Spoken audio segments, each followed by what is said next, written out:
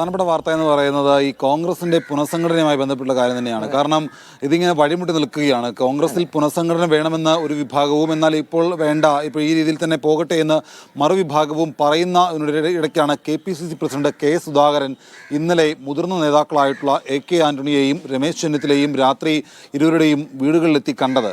ഏതാണ്ട് 1 മണിക്കൂറിലധികം ഇരു നേതാക്കളെയും K സുധാകരൻ കാണുകയും പുനഃസംഘടനയുമായി ബന്ധപ്പെട്ടുള്ള കാര്യങ്ങൾ സംസാരിക്കുകയും ചെയ്തു എന്നുള്ളതാണ് നമുക്ക് ലഭിക്കുന്ന വിവരം. കാരണം ഈ അടുത്ത കുറച്ച് ദിവസങ്ങളായിട്ട് കോൺഗ്രസിൽ പുനഃസംഘടനയുമായി ബന്ധപ്പെട്ടുള്ള ചർച്ചകളൊക്കെ വഴിമുട്ടി നിൽക്കുകയായിരുന്നു. ആ വഴിമുട്ടി നിൽക്കുന്നതിനിടയ്ക്കാണ് K സുധാകരൻ മുതിർന്ന നേതാക്കളായിട്ടുള്ള ചെന്നിത്തലയും AK ആന്റണിയും വീടുകളിലെത്തി കണ്ടത്. ഇതിനകത്ത് കൂടിക്കാഴ്ച സംബന്ധിച്ചുള്ള കാര്യങ്ങൾ ചർച്ചയായിട്ടുണ്ട്. അപ്പോൾ 2 നേതാക്കളുടെയും പിന്തുണ സുധാകരൻ അഭ്യർത്ഥിക്കുകയും ചെയ്തിട്ടുണ്ട്. കാരണം KPCC പ്രസിഡന്റ് മാറിയാൽ പ്രതിപക്ഷ നേതാവും മാറണം എന്നുള്ള ഒരു നിലപാട് സുധാകര പക്ഷം എടുത്തിട്ടുണ്ട്. അതേസമയം KPCC പ്രസിഡന്റ് മാറണം, DCC പുനഃസംഘടിപ്പിക്കണം, അങ്ങനെ തുടങ്ങി എല്ലാവിധ കാര്യങ്ങളും പ്രതിപക്ഷ നേതാവ് VD സതീശനും പറയുന്നുണ്ട്. പക്ഷേ പ്രതിപക്ഷ നേതാവ് മാറുന്നതിനെക്കുറിച്ച് അദ്ദേഹത്തിന് കൃത്യമായിട്ടുള്ള അഭിപ്രായവുമില്ല.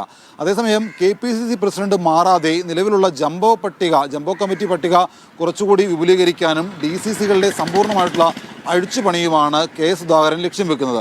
അപ്പോൾ അതിന് സ്വാഭാവികമായിട്ടും മറ്റ് നേതാക്കളുടെയും മുതിർന്ന നേതാക്കളുടെയും ഒക്കെ പിന്തുണ വേണം. ആ പിന്തുണ തേടിയാണ് സുധാകരൻ ഈ രീതിയിൽ ഇപ്പോൾ നേതാക്കളെയൊക്കെ കണ്ടത്. ഇനിയിപ്പോൾ ഇത്രയും നാൾ നിർജ്ജീവമായിരുന്ന പുനഃസംഘടനാ ചർച്ചകൾ കുറച്ചുകൂടി ജീവൻ വെക്കുമെന്നുള്ള കാര്യം ഉറപ്പാണ്. കാരണം പ്രതിപക്ഷ നേതാവ് സ്ഥാനത്ത് നിന്ന് VD സതീശനെ മാറ്റണം, അതായത് KPCC പ്രസിഡന്റ് മാറിയാൽ പ്രതിപക്ഷ നേതാവ് മാറണം എന്നുള്ള ആവശ്യം സുധാകര പക്ഷത്തിനുണ്ട്. അതേസമയം KPCC പ്രസിഡന്റ് മാറേണ്ടതില്ല, മറ്റു കാര്യങ്ങൾ പുനഃസംഘടിപ്പിച്ചാൽ മതി എന്നുള്ള നിലപാടും ഒരു ഭാഗത്തുമുണ്ട്. എന്തായാലും പ്രതിപക്ഷ നേതാവ് മറുഭാഗത്തും സുധാകരൻ മറ്റൊരു ഭാഗത്ത് നിന്നുകൊണ്ട് ഈ ചേരിതിരിഞ്ഞുള്ളൊരു ചർച്ചയിലേക്ക് മറ്റു കാര്യങ്ങളിലേക്ക് പോയാൽ കൂടുതൽ സങ്കീർണമാകും. നേരത്തെ ബ്ലോക്ക് തലത്തിൽ ഉണ്ടായതുപോലെയുള്ള പ്രശ്നങ്ങൾ ഒരുപക്ഷെ ഇപ്പോഴത്തെ കോൺഗ്രസ് പുനഃസംഘടനയുമായി ബന്ധപ്പെട്ട് ഉണ്ടാകും. അങ്ങനൊരു പ്രശ്നങ്ങൾ ഉണ്ടാവാതിരിക്കാൻ വേണ്ടിയിട്ടുള്ള നീക്കത്തിലാണ് സുധാകരൻ ഇപ്പോൾ മുതിർന്ന നേതാക്കളായിട്ടുള്ള AK ആന്റണിയെയും ചെന്നിത്തലയും ഒക്കെ കണ്ടത്. വരും ദിവസങ്ങളിലും ഇതേ രീതിയിൽ തന്നെയുള്ള കൂടിക്കാഴ്ചകൾ ഉണ്ടാകുമെന്നാണ് നമ്മൾ പ്രതീക്ഷിക്കുന്നത്. മറ്റൊരു വാർത്ത എന്ന് പറയുന്നത് IFFK-യുമായി ബന്ധപ്പെട്ട് തന്നെയാണ്. കഴിഞ്ഞ കുറച്ച് ദിവസങ്ങളായിട്ട് ആഷിക്കും സ്വാന്തനയും നിരന്തരം IFFK-യുടെ വേദിയിലുണ്ട്. അതുമായി ബന്ധപ്പെട്ടുള്ള വാർത്തകൾ അവർ നൽകുകയും ചെയ്യുന്നുണ്ട്. അവരുടെ കുട്ടിയാഘോഷത്തിന് അല്ലെങ്കിൽ അവരുടെ കുട്ടിക്കലാശമാണ് ഇന്ന്, നാളെ കൊണ്ടത് അവസാനിക്കുകയാണ്. ഏതാണ്ട് 29ാമത് IFFK-ക്ക് വളരെ തുടക്കം മുതൽ തന്നെ ഈ ഒരു ദിവസം വരെയും വലിയ രീതിയിലുള്ള ആഘോഷ പരിപാടികളൊക്കെ തന്നെ ഉണ്ടായിരുന്നു. എല്ലാ സിനിമകളും കാണാനായിട്ട് 100 കണക്കിന് സിനിമാ പ്രേമികളാണ് ഇവിടേക്ക് വരുന്നത്. പല സിനിമകളും കാണുന്നതിനായിട്ട് ഇവർക്ക് കഴിയാതെ പോകുന്നൊരു സാഹചര്യമുണ്ട്. കാരണം ഈ പ്രതീക്ഷിച്ചതിലും കൂടുതൽ ആളുകൾ ഈ സിനിമാ പ്രേമികൾ തിയേറ്ററിലേക്ക് വരുമ്പോൾ ആ തിയേറ്ററിന് ഉൾക്കൊള്ളാൻ കഴിയാവുന്ന ആളുകളെ മാത്രമേ തിയേറ്ററിലേക്ക് പ്രവേശിപ്പിക്കുകയുള്ളൂ. അപ്പോൾ ഞാനൊരു IFFK-ക്ക് ഡെലിഗേറ്റായിട്ട് വരുമ്പോൾ സ്വാഭാവികമായിട്ട് എനിക്ക് ഈ സിനിമ കാണണം എന്നാഗ്രഹിക്കുമ്പോൾ അങ്ങനെ കാണാൻ കഴിയാതെ നിരാശരായി മടങ്ങുന്ന അല്ലെങ്കിൽ ചെറിയ പ്രതിഷേധമൊക്കെ ഉയർത്തുന്ന സാഹചര്യം നമ്മൾ കണ്ടിരുന്നു. അങ്ങനെ എന്തായാലും 29ാമത് IFFK-ക്ക് നാളെ സമാപനമാവുകയാണ്.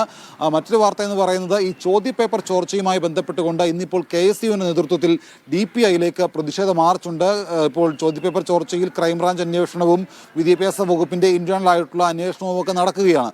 അപ്പോൾ ഇതിനകത്ത് വിദ്യാഭ്യാസ വകുപ്പിന് വലിയ തരത്തിലുള്ള വീഴ്ച സംഭവിച്ചിട്ടുണ്ട് എന്നുള്ള ആരോപണം വിദ്യാർത്ഥി സംഘടനകൾ, KSU അടക്കമുള്ള വിദ്യാർത്ഥി സംഘടനകൾ ആരോപണം ഉന്നയിക്കുകയും ചെയ്യുന്നുണ്ട്. പലതരത്തിലുള്ള പ്രതിഷേധങ്ങൾ KSU ഒക്കെ സംഘടിപ്പിക്കുകയും ചെയ്യുന്നുണ്ട്. അതിൻ്റെ തുടർച്ചയെന്നോണമാണ് ഇന്നിപ്പോൾ 11 മണിക്ക് DPI-യിലേക്ക് പ്രതിഷേധ മാർച്ച് KSU സംഘടിപ്പിക്കുന്നത്. മറ്റൊരു വാർത്ത എന്ന് പറയുന്നത് ഡോക്ടർ അംബേദ്കറെ, ഭരണഘടനാ ശില്പി ഡോക്ടർ BR അംബേദ്കറിനെ കേന്ദ്ര ആഭ്യന്തരമന്ത്രി അമിത്ഷാ അവഹേളിച്ചതിൽ പ്രതിഷേധിച്ചുകൊണ്ട് ഇന്ന് കോൺഗ്രസിൻ്റെ നേതൃത്വത്തിൽ എല്ലാ DCCകളുടെയും നേതൃത്വത്തിൽ വൈകിട്ട് 6 മണിക്ക് അമിത്ഷായുടെ കോലം കത്തിച്ചുള്ള പ്രതിഷേധവുമുണ്ട്. അങ്ങനെ അത്തരം വാർത്തകളാണ് പ്രധാനമായിട്ടും തിരുവനന്തപുരം കേന്ദ്രീകരിച്ച് തെക്കൻ മേഖലകളിൽ നിന്ന് നൽകാനുള്ളത്. ജിൽസി.